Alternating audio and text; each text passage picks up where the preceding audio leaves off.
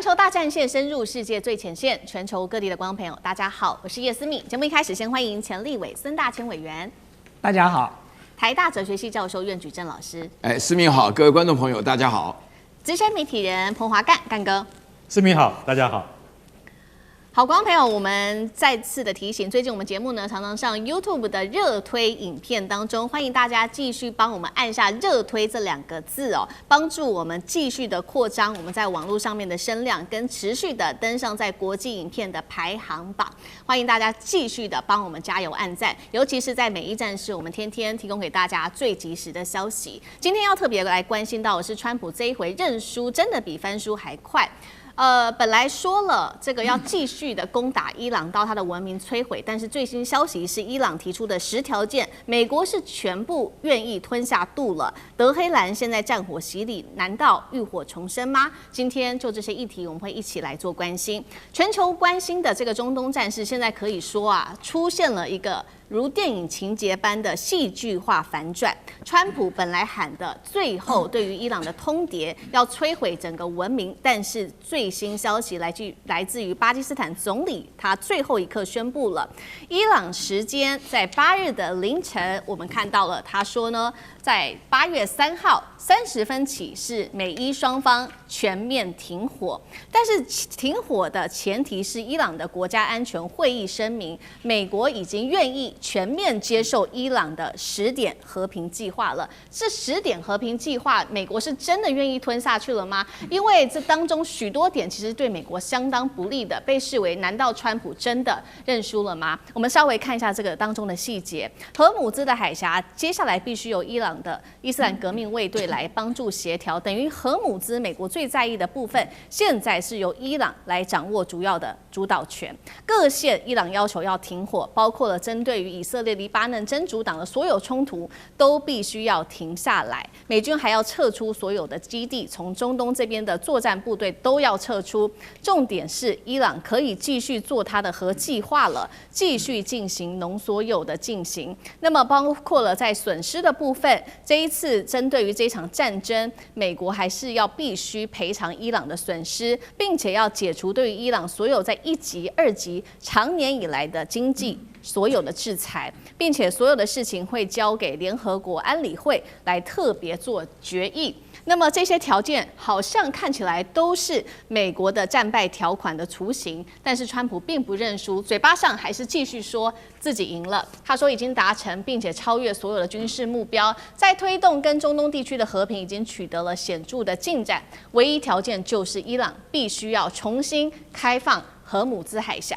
節目一開始，我們也特別的關心到，這是最新消息哦，是川普難道被打臉了嗎？因為呢，在美伊雙方說要和談的時候，我們看到的是以色列的軍方最新消息正在持續的空襲伊朗。以色列總理納坦雅胡的辦公室在8日早上發出了最新聲明，雖然他支持川普總統對於伊朗停火2週，但他說了，這個停火不包括在黎巴嫩也把它放進來。節目一開始，先請教委員怎麼看伊朗提出的10個條件？川普真的是認輸要照單全收了嗎？原本放話要摧毀伊朗，為什麼最後一刻又急轉彎？以色列總理最新又持續的攻擊，難道是打臉川普嗎？委員又怎麼看？對，我想川普的這種 taco 的行為又再次的進入了另外一個最新的高點了，簡直是令外界覺得匪夷所思、難以想象了。就川普現在在玩的幾乎就是一種自我催眠的精神式的勝利哦，這種情況過去曾經發生在印度，就明明是打敗了，但是卻要敲鑼打鼓的宣布說是打贏了。那現在顯然白宮就在玩這個把戲啊！你今天看到白宮的發言人李威特出來說，美國打了一場偉大的勝戰哦。那麼到底勝利在哪裡哦？其實全世界大家又不是瞎子，也不是傻子那但讓我覺得，為什麼我說他已經 tackle 到這個最高境界的地步，是因為到昨天晚上10點、11點哦。我還在跟家人打賭，說川普會不會 tackle？ 我說不太會了吧，就只剩下9個小時了，他怎麼 tackle 呢？眼看着就要發動地面戰啦，那麼看起來他就要把這個文明給摧毀了。結果我就賭輸了，他果然 tackle 了。今天早上一看新聞，他 tackle 了，所以我都覺得能夠在行動前9小時、8小時，甚至1小時前就可以退縮哦。我覺得川普真是能人所不能人了，所以怪不得外界強烈的懷疑川普的精神狀態有問題了哦。那麼關鍵回來了，川普現在呢，他的勝利是建立在哪裡？他原本要求談判是建立在美國提出來的15點條件哦，他現在已經退到了說停戰之後，大家來談判的時候是以伊朗的10點條件為基礎談哦，這完全是大退讓哦。而且大家剛才看到思明給各位看到的，他同意了什麼？他同意停止对伊朗攻擊啊。第二，同意伊朗控制荷姆茲海峽哦，同意伊朗擁有濃縮鈾，同意這個解除1級跟2級的制裁。光講這幾點就好了。那當時幹嘛打了？如果你沒打，你當時就解除它制裁就好啦。荷姆茲海峽現在還是國際公用的航道，也不會發生有人來收買路錢的事哦。然後呢，這個美以伊三方也不需要形成這麼大的戰損。所以你打了這一場仗之後呢，不但回到開戰前哦，還倒退了100步。所以這真的是一個很奇怪的一個模式哦。但是我覺得這場停戰，坦白講啦哦，我覺得全世界對於川普這種 taco 行為大概也習慣了，所以你光看那個股市哦，在過去這38天裡頭，股市的起伏就可以反映出來大家對川普的信任。剛開始的時候，他講個重話，股市就重跌，然後講個好聽的，股市又回來。現在呢，他說他要消滅伊朗文明的時候，我特別看了一下昨天美股哦，就其實還蠻抗跌的，就大家已經覺得說不能亂賣了，因為誰知道他今天會發生什麼事？就果不如其然，今天股市大漲哎，所以我覺得川普這種操作模式大概也會把全球股市的這個敏感度抹平了，以後大家大概也不太會相信川普講的狠話這些重話了。但是關鍵問題來了，這場戰爭真的能夠停戰嗎？以色列真的能夠停嗎？以色列仍然对黎巴嫩攻擊，大家不要忘了，在這10點協議裡頭，其中有一點是要停止對伊朗所有的 proxy 的這些相對勢力的攻擊哦。所以其實坦白講，以色列已經違反了這10點決議了。那你更不要講說這個協議停戰宣布之後，這個海灣國家還是陸續發出了這個防空警報啊，他們還是受到了無人機跟導彈的攻擊。所以我覺得這場停戰所謂的協議可能只是一個暫時的哦。那至於接下來川普要怎麼收這個尾？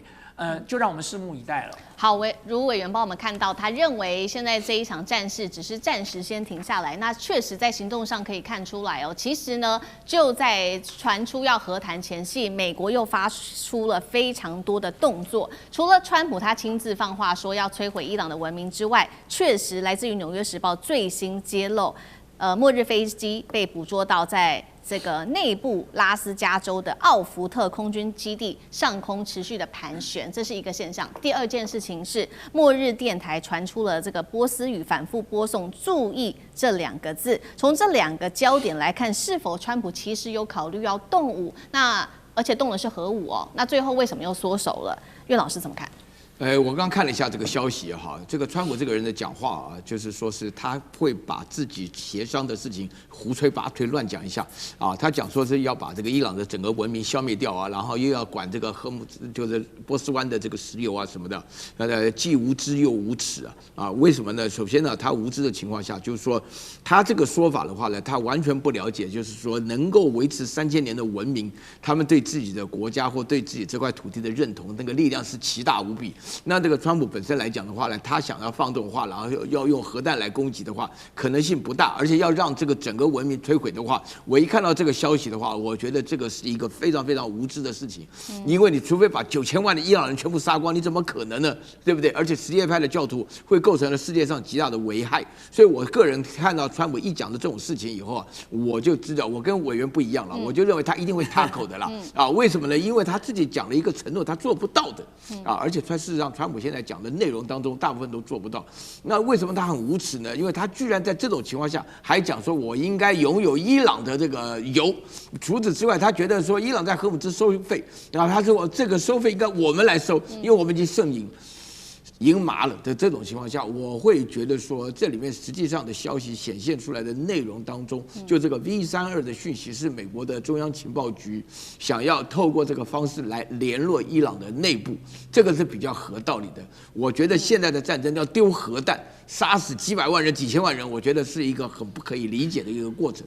我沒有那個能力來理解，但是我會覺得說，原來因為這個很早，在2月28號開始的時候呢，幾個小時後就有這種末日電台的放的消息。那麼其實他們原來的計劃是透過伊朗內部的力量，然後來構成了政權的更迭，但是沒有想到事情上來講，就是說他們低估了伊朗的反抗力量以及伊朗人普遍的愛國心理。因為實際上來講，這場戰爭目前發展的情況就這樣的，伊朗的能力遠遠超過他們的評估。另外，我要順便來講，這場戰爭不會因為大家15點、10點然後就停止的，大家現在都利用這個時間來重新準備一下。是。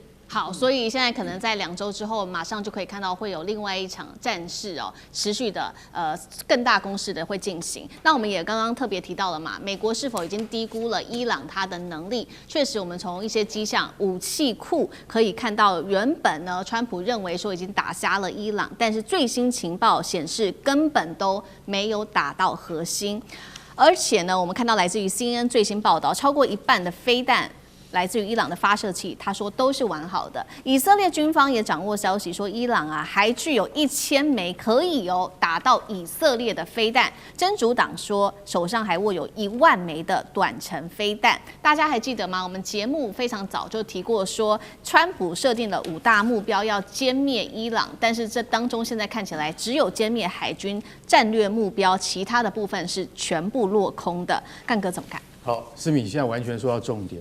這就是為什麼14B 要飛上天去的原因。14B 是什麼？叫做末日飛機。什麼叫末日飛機？就是上面攜帶了所有萬一真的打起核子戰的時候，美國總統所必須帶上的人員跟裝備，通通在這架飛機上面。這架飛機叫做14，叫做守夜者，它是用波音747大型客機改裝而來的。叫做 Night Watch 守夜者，它如果一旦發生核子戰事，像去年在6月的時候，不是這個就是空襲伊斯法罕的時候嗎？然後美軍用 GBU-57鑽地彈在攻擊的時候，美軍就要想到說會不會遭到核子報復，所以14B 馬上升空，那個叫什麼？那個叫做在末日戰爭之中，美國總統的行動指揮所，他就坐上去了，他會帶着參謀首長、聯席會議主席以及以及白宮的幕僚長等等，都會跟着他上飛機。這架飛機一應俱全呢，它有18個鋪位，也就是說，你可以在上面真正的休息。美國總統有自己的臥室，他除了還有廚房之外，我跟你講，除了沒有空姐，什麼都有，一應俱全，可以抗電子干擾，可以抗電磁脈衝，可以抗核子輻射，它的功能很齊全。所以昨天川普在講這句話的時候，你們會注意看，有一個文明會在一夜之間消滅，一般人會聽不懂，但是我們專家都聽得懂，那叫做核子大戰。如果真的發生核子大戰的話，才需要14B 從內布拉斯加的它的基地在天上盤旋的6周，確定沒問題了，才又回到了地面上來。所以其實我可以告訴各位，就從這些蛛絲馬跡，你就可以發現說，川普當時講的話恐怕不是鬧着玩的。為什麼他會這樣做？因為他會預料到恐怕會遭到伊朗的同時間的核子報復。因為美國坦白講一句，他到現在為止，他跟以色列都不知道伊朗的濃縮鈾進展到什麼地步。如果他一旦丟了1枚核彈出來的話，那總統就必須要趕快坐上末日飛機去躲避這樣核子災難。那是美國的戰略武器談判之中的一個安全的規約跟一定的步驟，所以其實他們做事情有時候會顧慮到各個層面，這一點是我們外界所比較不了解的。所以講到伊朗，它究竟還有什麼你所不知道的能力？除了巴夏爾飛彈之外，它還有什麼飛彈是你所不知道的？我坦白說一句，伊朗的核子濃縮鈾計劃恐怕遠遠會超過美國跟以色列的想象跟預判。所以在這種情況之下，我們昨天還認為說啊，這個應該是真的要打了，結果到了今天，怎麼全面停火了？是真要停火嗎？我說句實在話，在我們的眼裡，這個停火非常脆弱。為什麼？因為川普是一氣數變的那種人，他如果明天又改變了心意的話，油價怎麼辦？股市怎麼辦？老百姓生活怎麼辦？其實我說一句實在話，這個都非常的脆弱，而且都非常的不保險。所以我們認為說，暫時的停火恐怕只是帶來暫時的喘息。明天可能又是另外一番的景象。好，謝謝幹哥。那我們休息一下，馬上回來。地緣政治，美中之爭，戰戰略價值，強權崛起，小國生存。現在與未來，洞悉事件走向，掌握世界脈動，全球觀點，盡在環球大戰線。